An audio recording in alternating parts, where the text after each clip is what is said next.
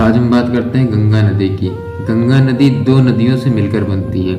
सतोपंथ हिमानी से अलकनंदा निकलती है। अलकनंदा बद्रीनाथ के सामने से बहती है और गोमुख से निकलती है भागीरथी। अलकनंदा और भागीरथी दोनों आके मिलती हैं देवप्रयाग में और देवप्रयाग से बनती है गंगा।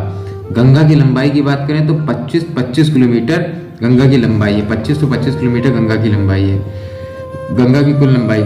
और यह बंगाल की खाड़ी में गिरती है।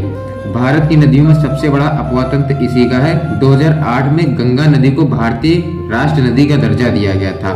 सन 2017 में उत्तराखंड हाई कोर्ट ने इसको जीवित मानव का दर्जा दिया और इसके साथ ही यमुना नदी को भी दिया था।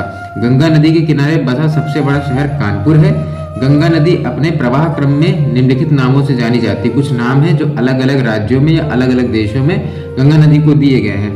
गंगा नदी कही जाती है गंगा उत्तराखंड में, उत्तर प्रदेश में, बिहार में, झारखंड में और पश्चिम बंगाल में।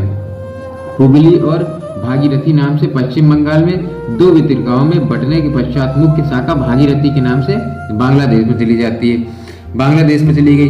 पद्मा बांग्लादेश में प्रवेश करने के पश्चात जब गंगा बांग्लादेश में प्रवेश करती है तो गंगा नदी को बांग्लादेश में पद्मा कहते हैं और ब्रह्मपुत्र नदी को बांग्लादेश में जब आती है तो वहाँ जमुना कहा जाता है। ब्रह्मपुत्र को क्या कहा जाता है? जमुना कहा जाता है। जब ब्रह्मपुत्र यानी जमुना और अपनी गंगा यानी कि पद्मा ये दोनों मिलती हैं तो बनती है मेघना धारा वहाँ पे। तो बांग्लादेश में उसको मेघना कहते हैं, ठीक है। और मेघना जमुना यानी ब्रह्मपुत्र से मिलने के पश्चात अंततः मेघना के नाम से अपना जल बंगाल की खाड़ी में विसर्जित करती है।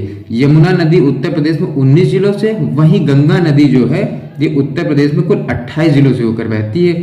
यह बिजनौर जिले में प्रवेश करती है और बलिया से बाहर निकलती है। गंगा नदी जो है बिजनौर में, उत्तर प्रदेश में बिजनौर जिले में प्रवेश करती है और बलिया से बाहर निकलती है।